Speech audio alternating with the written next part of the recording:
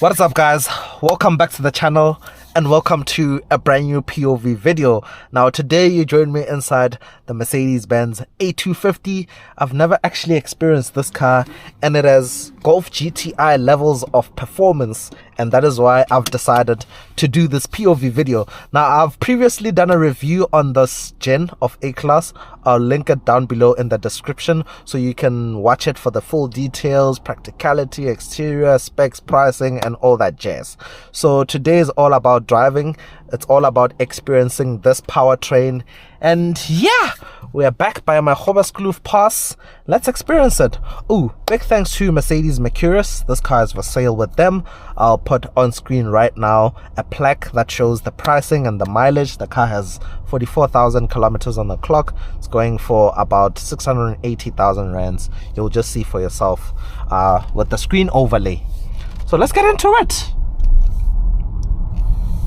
A250. Now, what the previous generation A-Class, this was actually an AMG car, but when they introduced this shape in, I think it was 2018, somewhere thereabout, they've done away with the A250 simply because they introduced the A35. So now the A35 is what the A250 used to be. So it's the entry-level AMG hatchback from Mercedes, and then the top of the range is of course the A45S. So underneath the bonnet here, 2-liter turbo 4-cylinder. I'll put this power display with around 175 kilowatts. So the gauge right here shows 175 kilowatts and 350 Newton meters of torque, which is insane. So that's around 240 horsepower, yeah, thereabout. So it's mated to a 7-speed dual clutch transmission, which is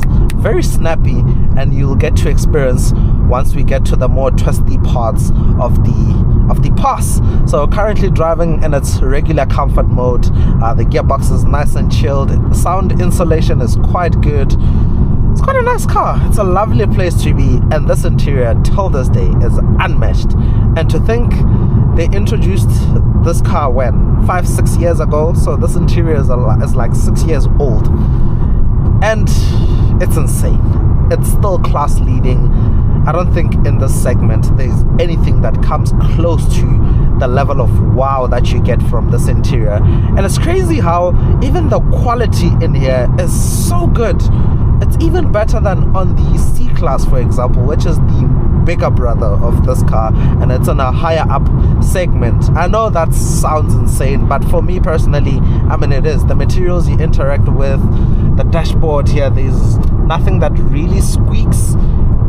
It just feels so solid. I mean, there are some parts that squeak and all, but it feels more solid than some of the higher up cars. Literally, I won't lie, this is my favorite interior in the entire Mercedes-Benz lineup. Okay, except the top of the range S-Class. I've never been in the S-Class, but I would imagine the S-Class is better than this. But yeah, let's get into the driving. One thing I noticed, the car feels very light on its feet. The steering wheel is so light, the nose is so dirty, like the way the body moves. You do get a bit of body roll, but the thing just changes direction so quickly, like you can just, yeah, I found that really fascinating. Now this one in particular is the AMG line, so you get the AMG body kit, which is more aggressive than the non-AMG line. You get AMG styled wheels. You get, when you come inside the interior, oh, you also get the diamond grille, not to forget the diamond grille up front. And then within the interior you get AMG sport seats, which are Alcantara and leather. They have ridge stitching. You have some Alcantara inlays on the doors. You get an AMG style steering wheel with some perforated grip points, ridge stitching. You get AMG floor mats. You get AMG pedals down there that are rubberized and aluminium. And yeah, that's pretty much all the AMG nitty-gritties. It's quite nice, and it rides lower, and it has sport suspension compared to a non-AMG line A-Class. So we still do have a bit of a drive until we get to the more twisty section of the pass.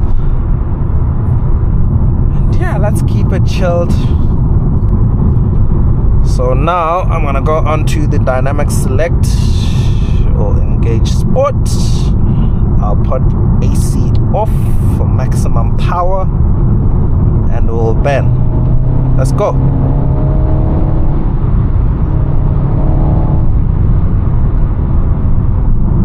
So I think with the AMG line you get a slightly fruitier exhaust. Ooh, the throttle response on this thing is... oh man, I'm just impressed by how quick this car is. It is really fast. But then after all, the power is a lot.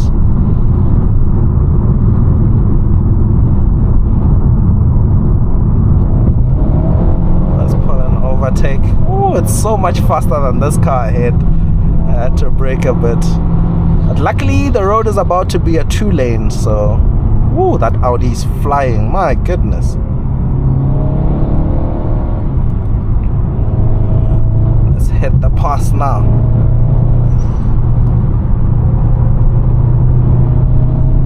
So the body roll and understeer is a bit significant, so you can't go too hard on it in the curves and stuff. I mean, after all, it's not an AMG, but it isn't too bad. You can still enjoy the handling on a road like this. This is not a track car in any way, but if you come across like a nice twisty road like this, you can exploit it, you can enjoy it. I think I'm not going to manual. That gear. Let's go.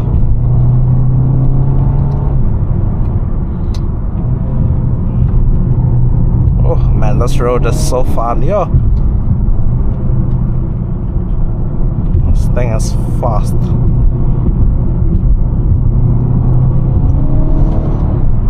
But you can't go too hard on it on curves. You can feel where the limit is. And if you try and add a bit more throttle, it'll definitely understeer.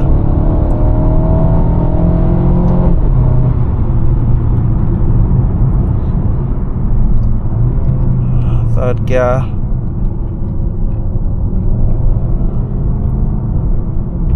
Oh man, that steering wheel response is, it's insane really.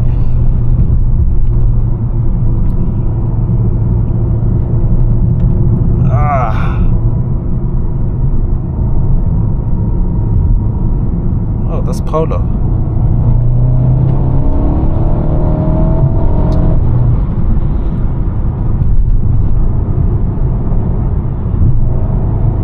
Man, this road is just so brilliant.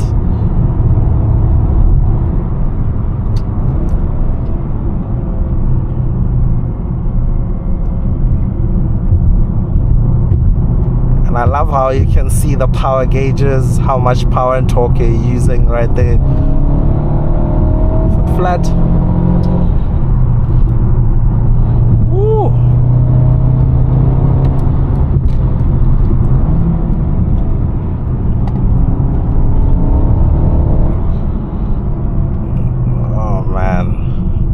Still a fun car, hey. It's still a fun car, just without the fun sound that you get on like a GTI. But it is still fun. You don't get like DSG pops or any of those things.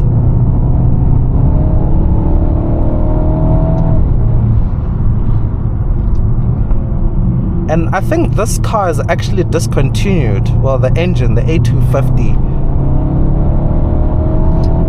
they don't offer it anymore on the facelift, so as to say A-Class. So I think now it's only the A200, A35 and A45S. So with the pre-facelift you had a lot more choice. You had the A200, you had the A250, A35 and A45. I guess maybe in terms of pricing, it was making things a bit too awkward, probably for the A35 maybe, I don't know. Oh, we're on reserve fuel now,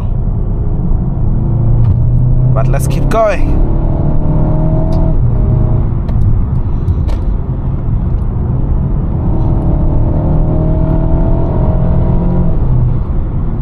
Speaking of reserve fuel, let's just see what the kind of driving the consumption we're on. 12.4 liters per 100 kilometers, but I didn't reset the trip computer, so it's just to see, just out of interest sake.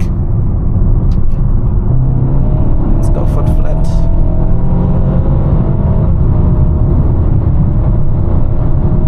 It's so easy to get up to speed in this thing.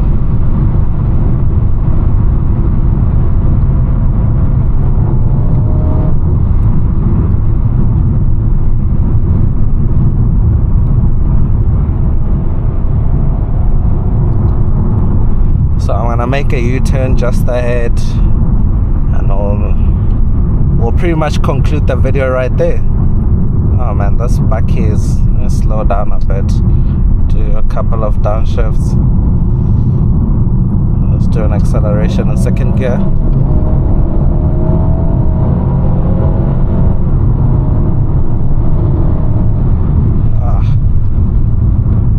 It gains momentum so quickly.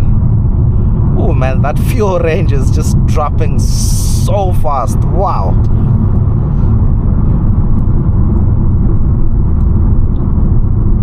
Actually, let me make a U-turn here because I can see the road all the way down there and all the way up there.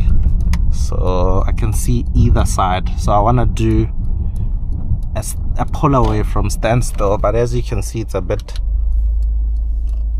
uphill here. But hey, just out of interest sake, let's see how quickly it gets up to speed. So I'll go foot flat from 0. I'll just let this Audi pass a bit and I get onto the road.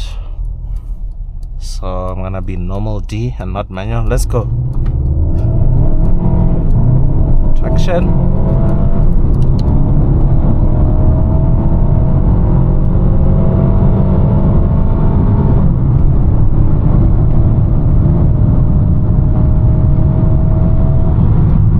As you saw, it was quite uphill, but yeah, it gains momentum so quickly. I don't know what the 0 to 100 claim is on this car. I think I'll put it on screen, but I would guess around 6.3 seconds, thereabout. That's my guess.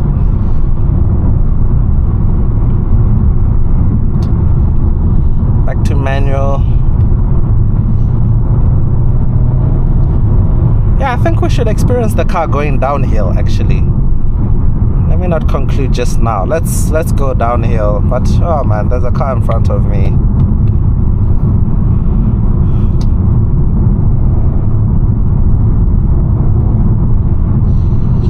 And it's going to be a few meters or almost a kilometer until the road opens up into a 2-lane, but let's just bear with the moment. Oh man, this road is such a dive.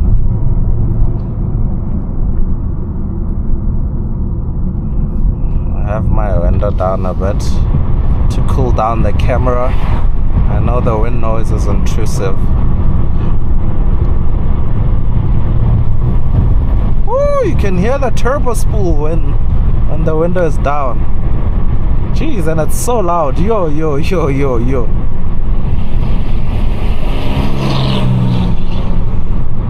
Yes, that turbo spool was so loud. Yo, yes, that is so cool. That is so cool. That's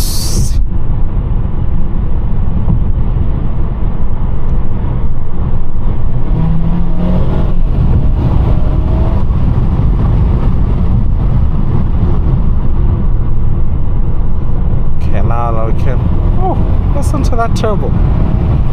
I know all you hear is wind noise from the window being down, but trust me, there is a turbo spool sound. And trust me guys, I'm not going hard on the brakes at all, but I've experienced the brakes are very solid. They are so punchy. Oh man, this road is so cool. Yo, one day we'll drive like a proper sports car, even a supercar right here. Mark my words. One day.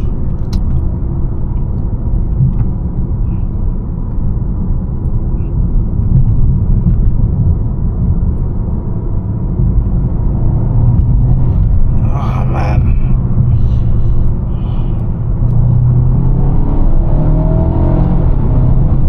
Oh, the way it explodes out of the curves.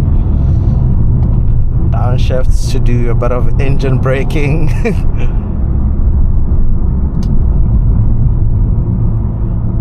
Oh man, just look at this.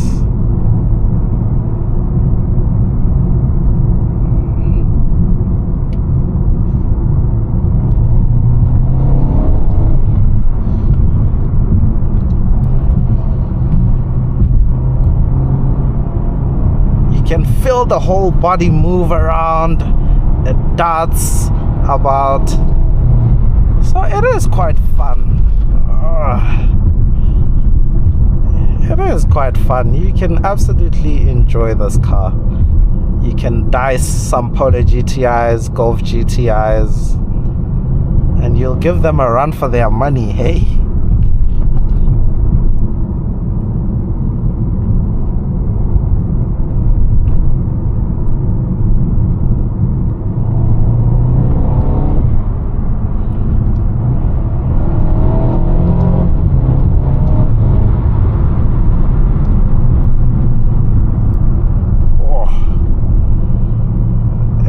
Stops, eh?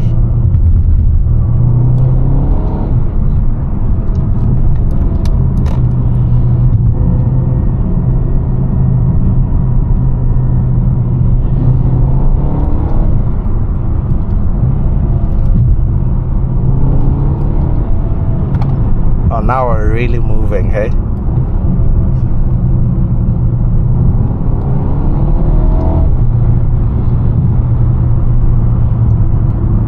Oh man, Angela says up.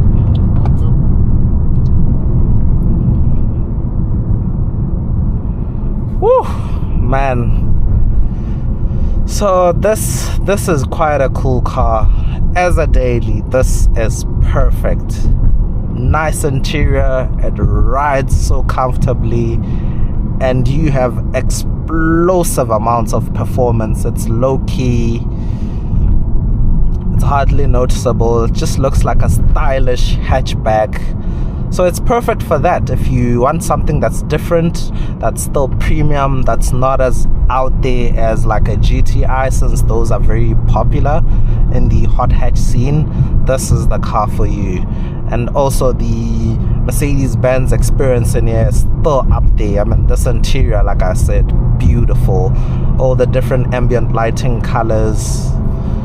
Yeah, that's where I'll leave it off. I really do hope you guys enjoyed this POV, and until next time, that's cheers from me.